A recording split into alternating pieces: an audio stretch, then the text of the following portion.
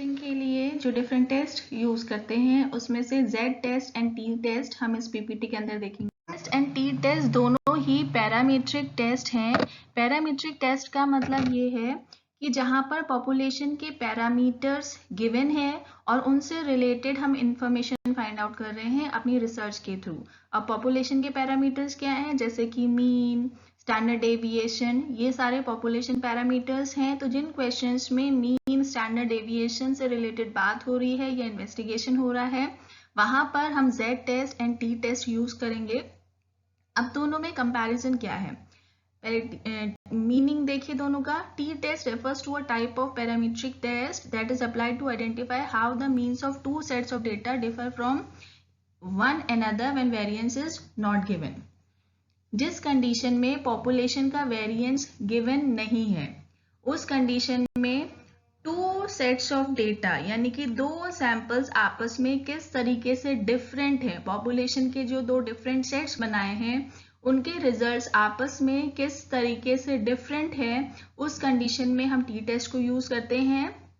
और Z test क्या है, जिस कंडीशन में पॉपुलेशन का वेरिएंस यानी कि स्टैंडर्ड डेविएशंस गिवन है और हम देखते हैं कि हाइपोथेसाइज्ड मीन से जो हमारा सैंपल डेटा का मीन है वो कितना डिफरेंट है।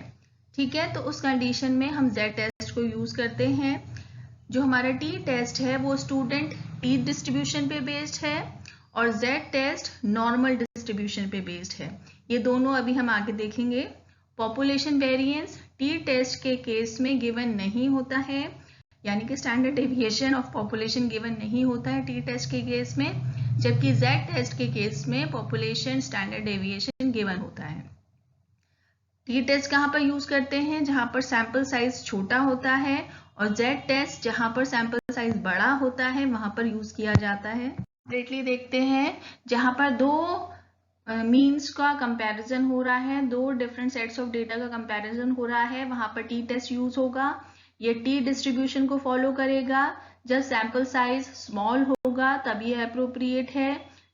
पॉपुलेशन का स्टैंडर्ड डेविएशन यहाँ पर नोन नहीं है। फिर क्या है, जो पॉपुलेशन जो T टेस्ट है, जो T डिस्ट्रीब्यूशन है वो किससे अफेक्टेड होता है, degree of freedom. Degree of freedom का मतलब क्या है कि कितने नंबर ऑफ ऑब्जर्वेशन के पास फ्रीडम है कि वो वेरी हो पाए। ठीक है, मतलब कितने नंबर ऑफ एलिमेंट्स आपके सैंपल में हैं कि वो वेरी हो सकते हैं, उनके पास फ्रीडम है। तो डिग्री ऑफ फ्रीडम हमेशा n-1 होती है। n-1 का मतलब क्या है, n is number of elements in the sample. ठीक है, तो n-1 से आप डिग्री ऑफ फ्रीडम पता करते हैं। अगर आपका 10 का सैंपल साइज है तो 10-1 दैट इज 9, यानी कि 9 ऑब्जर्वेशंस, 9 एलिमेंट्स के पास फ्रीडम है कि वो चेंज हो पाए या वेरी कर पाए। फ्रीडम देखिए T डिस्ट्रीब्यूशंस के थ्रू यहाँ पे ग्राफिकली रिप्रेजेंटेड है। ये जो डिग्री ऑफ फ्रीडम है, जो स्मॉल डॉट्स हैं वो देखेंगे आप, डिग्री ऑफ फ्रीडम 1 का ग्राफ प्लॉट है। देन उसके बाद डिग्री ऑफ फ्रीडम 5 का ग्राफ है, देन डिग्री ऑफ फ्रीडम 20 का, देन इंफिनिटी का। जब डिग्री ऑफ फ्रीडम इंफिनिटी होती है तो उस कंडीशन में वो हमारा नॉर्मल कर्व हो जाता है। ठीक है, अभी नॉर्मल कर्व क्या है वो मैंने आपको पहले भी बताया था। बेल शेप्ड कर्व है जो ओरिजिन के दोनों तरफ सिमेट्रिकल होता है। T डिस्ट्रीब्यूशन भी आपका क्या है, नॉर्मल कर्व की तरह इसका बेल शेप का कर्व होता है, बस इसमें क्या है कि टेल्स पे ज्यादा इसकी विड्थ होती है, वहीं नॉर्मल डिस्ट्रीब्यूशन की टेल्स पे थोड़ी सी विड्थ कम हो जाती है। जब डिग्री ऑफ फ्रीडम इंफिनिटी तक पहुंच जाएगी तो हमारा T distribution normal distribution curve में कन्वर्ट हो जाता है। तो T डिस्ट्रीब्यूशन कर्व्स को ही फॉलो करता है हमारा T टेस्ट। असम्पशंस क्या है T टेस्ट के, जितने भी डेटा पॉइंट्स हैं वो इंडिपेंडेंट हैं आपस में, उनका एक दूसरे पे कोई इफेक्ट नहीं है। सैंपल साइज स्मॉल होगा, लेस देन 30 होगा, लेकिन एटलीस्ट 5 एलिमेंट्स आपके सैंपल में होने चाहिए T टेस्ट अप्लाई करने के लिए।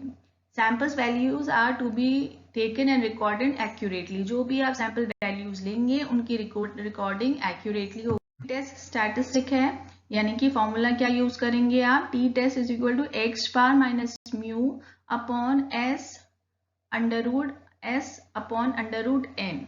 ठीक है, जहां पर एक्स बार क्या है, सैंपल मीन है, म्यू पॉपुलेशन मीन है, एस क्या है, सैंपल स्टैंडर्ड डेविएशन है, एन इज सैंपल साइज है। यहाँ पर एक रिसर्चर ये फाइंड आउट करना चाह रहा है कि कॉर्न स्टार्च का लेवल बढ़ाने से ब्लड ग्लूकोज लेवल में चेंज आ सकता है। ठीक है, ओबीज पेशेंट के अंदर जो मीन ग्लूकोज लेवल है वो 100 का है, लेकिन रिसर्चर इसी चीज को फाइंड आउट करना चाहता है कि वो 100 नहीं है। अगर हम रॉ कॉर्न स्टार्च का लेवल बढ़ा देंगे तो उससे हमारा जो मीन ग्लूकोज लेवल है वो बढ़ सकता है या घट भी सकता है। तो उसके लिए उसने क्या किया, 26 पेशेंट्स का एक सैंपल लिया, 26 पेशेंट्स का सैंपल लिया और उन पे टेस्ट किया कॉर्न स्टार्च लेवल बढ़ाकर। तो ग्लूकोज का लेवल उसने क्या फाइंड आउट किया, 140, जहाँ पे स्टैंडर्ड डेविएशन 15 है। तो यहाँ पर आपको यही फाइंड आउट करना है कि क्या उसका जो क्लेम है वो सही है या नहीं। तो पहले आप क्या करेंगे, नल हाइपोथेसिस फ्रेम करते हैं।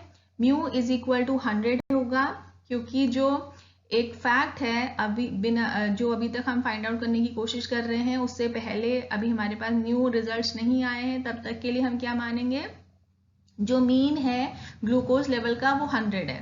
तो H0 mu is equal to 100। अब ऑल्टरनेट हाइपोथेसिस यहाँ पर इसके ऑपोजिट होगी, क्योंकि अभी पता नहीं है कि वो 100 से ज्यादा हो सकता है या कम हो सकता है। बस वो ये फाइंड आउट करना चाह रहा है कि 100 नहीं है, ज्यादा या कम की बात यहाँ पर नहीं हो रही है। तो यहाँ पे ऑल्टरनेट हाइपोथेसिस क्या हो जाएगी, H1 या फिर HA: mu is not equal to 100। ठीक है, यानी कि जो आपका आएगा वो आपका 100 नहीं आएगा। अब आपको अल्फा लेवल यानी कि लेवल ऑफ सिग्निफिकेंस यहाँ पर फाइंड आउट करना है। मैंने आपको पहले भी बताया था, हम ज्यादातर क्या करते हैं, 5% सिग्निफिकेंस लेवल लेके चलते हैं। लेकिन क्योंकि ये टू टेल्ड टेस्ट है, टू टेल्ड का मतलब क्यों है, क्योंकि हमें पता नहीं है ये 100 से ज्यादा की तरफ जा सकता है या 100 से कम की तरफ जा सकता है। तो दोनों ही टेल्स पे जो ग्राफ है हमारा उसके दोनों ही टेल्स पे ये लाई कर सकता है। तो इस कंडीशन में ये टू टेल टेस्ट होगा और जो 5% सिग्निफिकेंस लेवल है उसको हम डिवाइड कर देंगे, दैट इज 2.5% सिग्निफिकेंस लेवल दोनों ही टेल्स पे। राइट टेल पे भी 2.5% और लेफ्ट टेल पे भी 2.5% सिग्निफिकेंस लेवल है, जिसका मतलब क्या है 0.025 एरिया। ठीक है, राइट टेल पे भी और लेफ्ट टेल पे भी। देखिए, क्रिटिकल वैल्यू फाइंड आउट करने के लिए क्रिटिकल वैल्यू मैंने आपको क्या बताई थी, वो वैल्यू जो रिजेक्शन एरिया को एक्सेप्टेंस एरिया से सेपरेट करती है। ठीक है, तो वो हमारी क्रिटिकल वैल्यू होती है। उसके लिए हमें टी डिस्ट्रीब्यूशन टेबल देखनी पड़ेगी और टी टेस्ट के लिए हमें डिग्री ऑफ फ्रीडम के बेसिस पे वैल्यू देखनी होती है। इस कंडीशन में डिग्री ऑफ फ्रीडम क्या होगी, 26 - 1, क्योंकि हमारा सैंपल साइज कितना है 26 का। तो 26 - 1 25 हमारी डिग्री ऑफ फ्रीडम होगी। तो आप टेबल में देखिए, एक्सट्रीम लेफ्ट जो कॉलम है हमारा वो डिग्री ऑफ फ्रीडम का है। इसमें 25 डिग्री ऑफ फ्रीडम पे देखिए जो हमारा ऊपर देखिए level of significance for 1 tail test, level of significance for 2 tail test, यहाँ पर हमारा वैल्यूज दी हुई हैं। तो 2 टेल्ड वाले में देखिए आप 0.05, ठीक है, 25 पे 0.05 पे कितनी वैल्यू है 2.060। तो इस कंडीशन में हमारी क्रिटिकल वैल्यू 2.060 होगी, यानी कि जो हमारी कैलकुलेटेड वैल्यू ऑफ टी आएगी उसको हमें कंपेयर करना होगा इस क्रिटिकल वैल्यू से, दैट इज 2.060। ग्राफिकल वे में देख लीजिए, आप देखिए दोनों जो येलो पोर्शंस हैं वो आपके रिजेक्शन रीजन है, यानी कि अगर इस कंडीशन में आपका रिजल्ट आता है इन दोनों एरिया पे लाई करता है 2+2.060 से ज्यादा या -2.060 से कम, क्योंकि ये 2 टेल टेस्ट है। तो इन दोनों रीजन्स में, दोनों येलो रीजन्स में अगर आपका आंसर लाई करेगा तो आप नल हाइपोथेसिस को रिजेक्ट कर देंगे। ठीक है, और अगर उसके बीच में आपका आंसर लाई करेगा तो दैट मीन्स वहां पर आपकी नल हाइपोथेसिस रिजेक्ट नहीं होगी। डिग्री ऑफ फ्रीडम कैलकुलेट कर ली 25। क्रिटिकल वैल्यू यहाँ पर कैसे फाइंड आउट करी थी वो मैंने आपको बताया था, 5% लेवल ऑफ सिग्निफिकेंस है। क्योंकि ये 2 टेल टेस्ट है इसलिए 2.5% लेवल ऑफ सिग्निफिकेंस दोनों तरफ हो जाएगा। और 2 टेल्ड के केस में 5% लेवल ऑफ सिग्निफिकेंस पे टेबल पे हमने देखा था कि हमारी क्रिटिकल वैल्यू कितनी है, 2.060।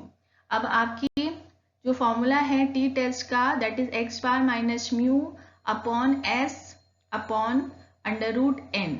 ठीक है, उस पर वैल्यूज पुट करिए। एक्स बार हमारा जो सैंपल मीन था वो 140 है, जो आपका पॉपुलेशन मीन था वो 100 है, उसके बाद सैंपल का स्टैंडर्ड डेविएशन आपका 15 है और आपका सैंपल साइज कितना है 26 का।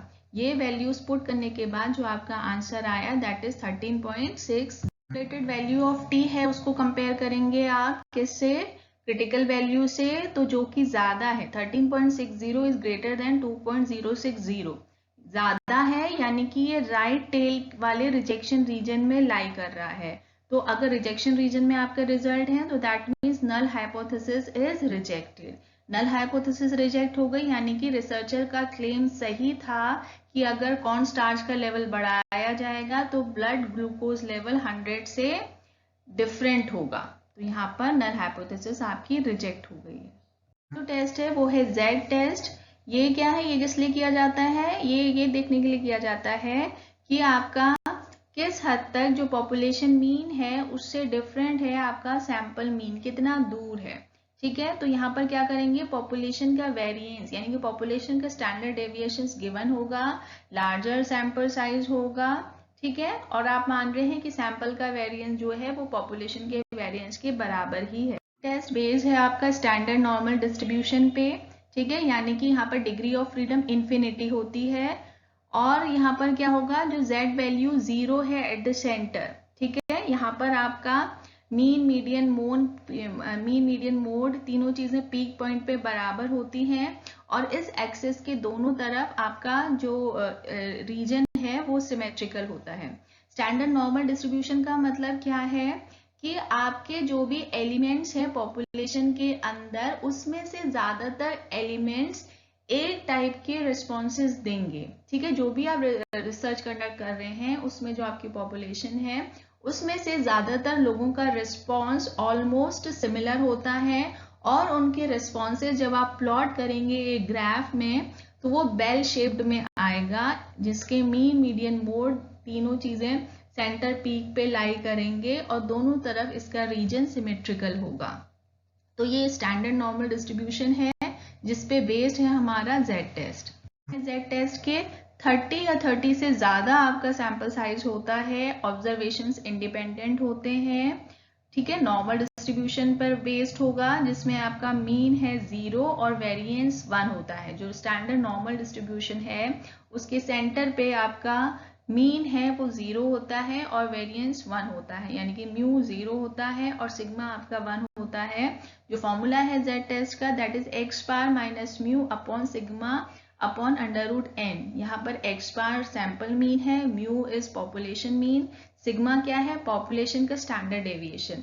टी टेस्ट में आपको पॉपुलेशन का स्टैंडर्ड डेविएशन गिवन नहीं होता है और यहाँ पे एन क्या है, सैंपल साइज गिवन है। जेड टेबल के बेसिस पे जैसे आप ज्यादातर 95% आपका कॉन्फिडेंस लेवल होता है और 5% अल्फा का मतलब क्या है, सिग्निफिकेंस लेवल। अल्फा यहाँ पर क्या रिप्रेजेंट कर रहा है, सिग्निफिकेंस लेवल 1 टेल के केस में, और अल्फा बाई 2 का मतलब क्या है, 2 टेल के केस में क्या वैल्यूज रहेंगी। तो ज्यादातर हम 5% लेवल ऑफ सिग्निफिकेंस लेके चलते हैं और अगर 2 टेल्ड होगा तो वो आपका 2.5% हो जाएगा। और क्रिटिकल वैल्यू जेड टेबल में कितनी होती है, 5% लेवल ऑफ सिग्निफिकेंस पे 1.96।